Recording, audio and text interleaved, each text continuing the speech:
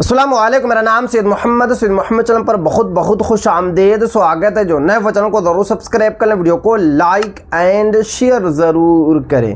भारत के मुस्लिमों के लिए ये वाली जो वीडियो है काफ़ी ज़्यादा इम्पोर्टेंट है, क्योंकि नागरिकता का सबसे पुख्ता प्रूफ मिल चुका है। आप लोगों को नागरिकता के लिए कौन सा डॉक्यूमेंट्स बनाकर रख लेना है, आज मैं आपको इस वीडियो में बताऊंगा।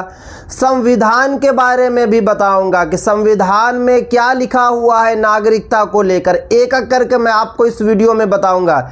वीडियो को आप लोगों को बिल्कुल भी स्किप नहीं करना है, क्योंकि जब से विदेश मंत्रालय साहब का स्टेटमेंट आया है पासपोर्ट को लेकर, उसके बाद से ही पूरे भारत में हड़कंप मचा हुआ है।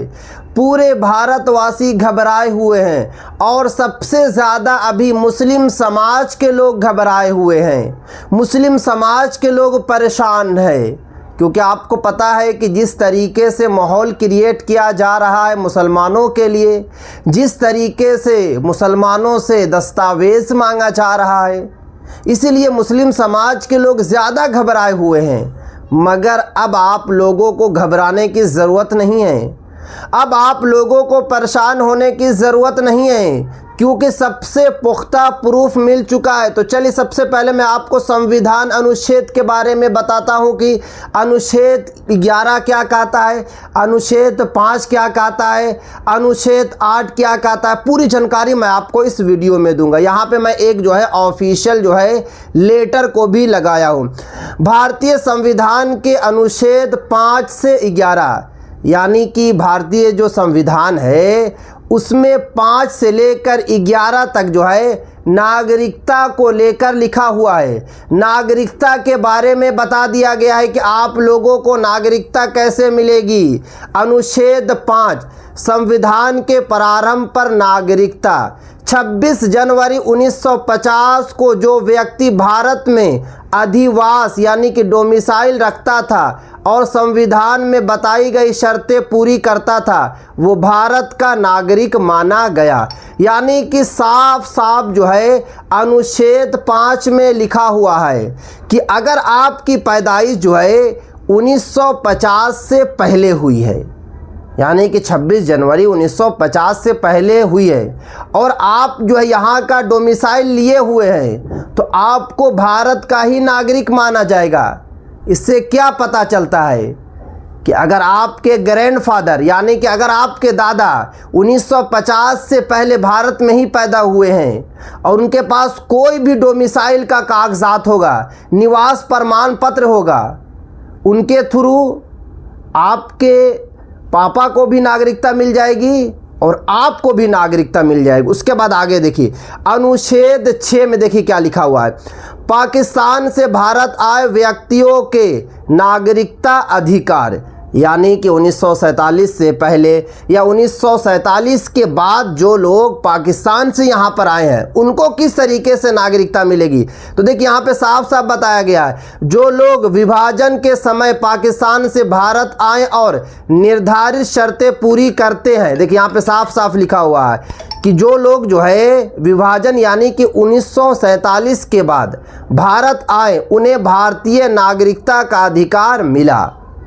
यानी कि जो लोग 1947 के बाद भी भारत आए उनको भी भारत की नागरिकता मिली। उसके बाद अनुच्छेद 7 में देखिए भारत से पाकिस्तान चले गए व्यक्तियों के अधिकार, यानी कि जो लोग भारत से पाकिस्तान गए हैं उनको लेकर जो है संविधान क्या कहता है। जो व्यक्ति 1 मार्च 1947 के बाद पाकिस्तान चले गए वो समांत भारतीय नागरिक नहीं माने गए। हालांकि यदि वे कानून के अनुसार वापस भारत आकर पुनर्वास की अनुमति लेकर लौटे तो अलग प्रावधान लागू हो सकते थे।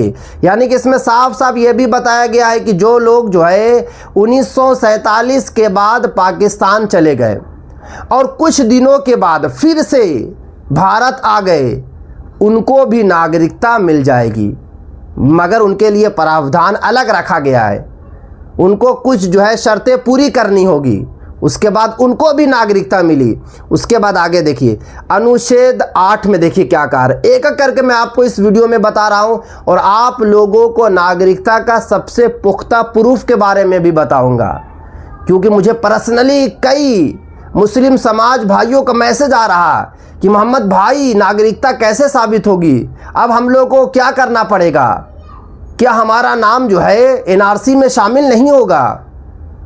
मैं आप लोगों को फिर से बता देता हूं कि आप लोगों का नाम एनआरसी की सूची में शामिल होगा। आप लोग सिर्फ और सिर्फ जो है अपना अपना दस्तावेज तैयार कर लिए। अनुच्छेद 8 विदेश में रहने वाले भारतीय मूल के व्यक्तियों की नागरिकता, यानी कि जो लोग भारत के हैं मगर अभी विदेश में रह रहे हैं उनको किस तरीके से नागरिकता मिलेगी। संविधान क्या कहता है, भारतीय मूल के जो लोग विदेश में रहते थे वे निर्धारित प्रक्रिया के अनुसार भारतीय दूतावास या फिर वाणिज्य दूतावास में पंजीकरण कराकर भारतीय नागरिकता प्राप्त कर सकते थे। यानी कि जो लोग विदेश में रहते थे वो लोग भी जो है भारत की नागरिकता ले सकते हैं, उनके पास भी अधिकार है। उसके बाद आगे अनुच्छेद 9 में क्या बताया गया, विदेशी नागरिकता लेने का प्रभाव यदि किसी व्यक्ति ने स्वेच्छा से किसी दूसरे देश की नागरिकता ग्रहण कर ली तो वो भारत का नागरिक नहीं रहेगा। यानी कि यहाँ पे साफ साफ बताया जा रहा है कि विदेशी नागरिक जो है अगर किसी और कंट्री की नागरिकता ली फिर वो जो है भारत का नागरिक नहीं रहेगा, उसको भारत की नागरिकता नहीं मिलेगी। अनुच्छेद 10 में देखिए नागरिकता के अधिकारों की निरंतरता, इसको आप लोगों को समझना है। जो व्यक्ति इन प्रावधानों के अनुसार भारतीय नागरिक है उनकी नागरिकता संसद द्वारा बनाए गए कानूनों के अधीन जारी रहेगी।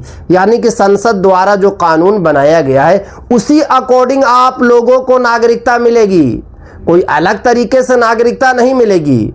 और यहाँ जो संविधान में बना हुआ उसी के अकॉर्डिंग मिलेगी।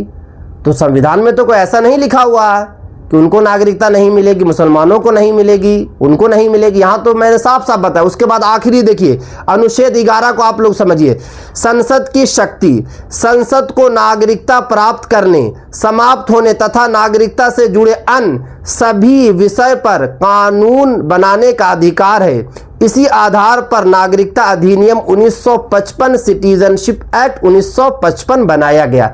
मैंने कई वीडियो में आप लोगों को बता चुका हूं कि जो भारत सरकार अभी प्रेजेंट टाइम में है, अभी भारतीय जनता पार्टी की सरकार पूरे भारत में है, तो भारतीय जनता पार्टी के पास अधिकार है कि आपसे नागरिकता मांगे, क्योंकि वहां पे भी साफ साफ 1955 में यही एक्ट बनाया गया था कि जो भी सरकार होगी उसके पास अधिकार होगा कि वो आपसे बोले कि आप नागरिकता साबित कीजिए। और आप लोगों को नागरिकता साबित करना पड़ेगा, क्योंकि जब संविधान में लिखा हुआ है और आपको पता है कि 2003 में इस एक्ट में जो है छेड़छानी भी की गई है, थोड़ा सा बदलाव भी किया गया है, तो वहां पर भी यही बताया गया है कि जो सरकार होगी, जैसे कि अगर मोदी सरकार अगर आपसे बोले कि आप जो है नागरिकता साबित कीजिए तो आप लोगों को साबित करना पड़ेगा। ये मत आप लोग बोलिएगा फिर कि आप क्यों मांग रहे हैं, संविधान में कुछ लिखा, संविधान में तो लिखा हुआ है जो मैंने आपको अभी बताया। यहाँ पे मैं ऑफिशियल जो है नोटिस भी लगा दिया हूँ। आप जो है कि 5 से लेकर 11 तक आप खुद से पढ़ सकते हैं, आप खुद से भी जो है आप लोग जो है समझ सकते हैं। अब देखिए आप लोगों को करना क्या, जितने भी भारत के मुस्लिम समाज के लोग हैं, आपको पता है कि पासपोर्ट को लेकर विदेश मंत्रालय ने साफ कर दिया है कि नागरिकता प्रूफ नहीं है। बॉम्बे हाईकोर्ट ने जन्म प्रमाण पत्र को लेकर कहा है कि नागरिकता का प्रूफ नहीं है। कोलकाता हाईकोर्ट ने निवास प्रमाण पत्र को लेकर कहा कि नागरिकता का प्रूफ नहीं है। उसके बाद इलेक्शन कमीशन ऑफ इंडिया ने आधार कार्ड को लेकर कहा है, वोटर आईडी कार्ड को लेकर कहा कि नागरिकता का प्रूफ नहीं है। और गृह मंत्रालय यानी कि आपके जो अमित शाह हैं, अमित शाह का कहना है कि आधार कार्ड नागरिकता का प्रूफ नहीं है। यानी कि ना तो जन्म प्रमाण पत्र नागरिकता का प्रूफ है, ना तो आधार कार्ड नागरिकता का प्रूफ है, ना तो पासपोर्ट नागरिकता का प्रूफ है, ना तो निवास प्रमाण पत्र नागरिकता का प्रूफ है। तो फिर नागरिकता का प्रूफ क्या है? तो मैं आप लोगों को फिर से बता देता हूं कि नागरिकता का प्रूफ अभी भी आपका जन्म प्रमाण पत्र ही है। क्योंकि अभी जो स्टेटमेंट आया है वो हाई कोर्ट का आया है, बॉम्बे हाई कोर्ट ने आदेश दिया है, सुप्रीम कोर्ट का तो आदेश नहीं आया है। और बॉम्बे हाई कोर्ट ने यह भी कहा है कि कोई एक अकेला जो है डॉक्यूमेंट्स जो है आप लोग नागरिकता नहीं ले पाएंगे। जैसे कि अगर आपके पास पासपोर्ट है तो भले ही पासपोर्ट नागरिकता का प्रूफ नहीं है मगर सपोर्टिंग प्रूफ तो है। अगर आपके पास जो है 7 से लेकर 11 डॉक्यूमेंट्स अगर आपके पास होगा तो आप लोगों को डायरेक्ट जो है नागरिकता मिलेगी, या फिर आप जो है नागरिकता प्रमाण पत्र के लिए भी जो है आप लोग अप्लाई कर सकते हैं। जैसे कि अगर आपका नाम एनआरसी में शामिल नहीं हुआ, एनआरसी की सूची में शामिल नहीं हुआ, जैसे कि अभी एसआईआर कैसे हो रहा है कि एसआईआर होता है, उसके बाद जो है ड्राफ्ट आता है, उसके बाद फिर फाइनल ड्राफ्ट आता है, तो सेम इसी तरीके से एनआरसी भी होगी।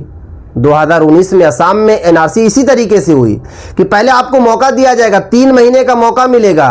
अगर आपके फर्स्ट लिस्ट में एनआरसी की नाम नहीं आया तो आपको 3 महीने का टाइम दिया जाएगा कि 3 महीने के अंदर में आप लोग जो है अपना डॉक्यूमेंट तैयार कर ले, अपना दस्तावेज तैयार कर ले। तो अगर आप लोग जो है 2 से 3 महीना आपके पास टाइम मिलेगा तो आप लोग जरूर कर पाएंगे। तो इसलिए अभी आप लोग सबसे पहले जो है जन्म प्रमाण पत्र बनाइए। पूरे भारतवासी जितने भी लोग हैं सभी लोग जन्म प्रमाण पत्र बनाइए।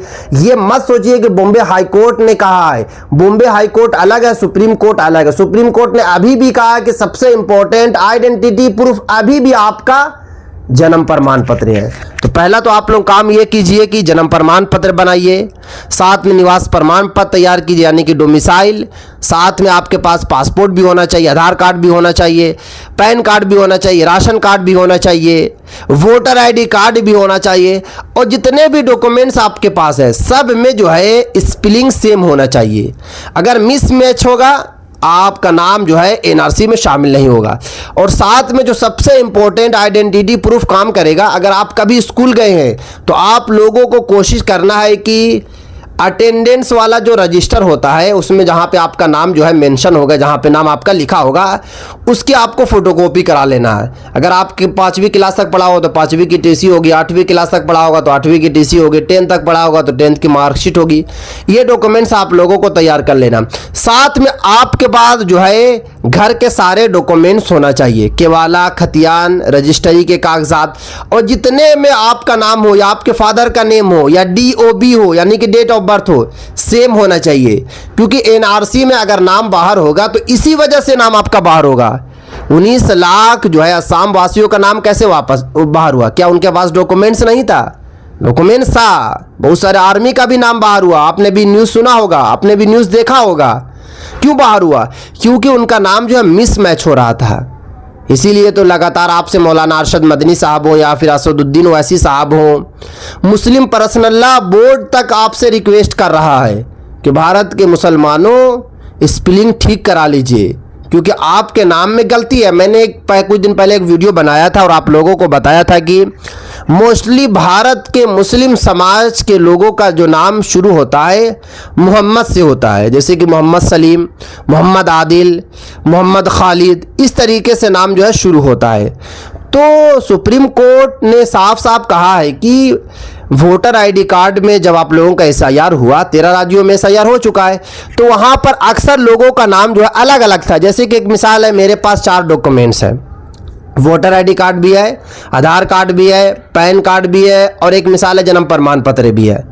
तो मेरा नाम हुआ मोहम्मद सलीम, तो कहीं पर मैंने MD से लिख लिया हूँ, MD सलीम शॉर्ट में, कहीं से मैंने पूरा मोहम्मद लिखा हूँ, MOHAMMAD लिखा हूँ, और कहीं पे मैंने क्या लिखा हूँ, MOHAMMED लिखा हूँ, और सलीम लिखा हूँ लास्ट में, और कहीं पे मैंने जो है MOHD लिखा हूँ।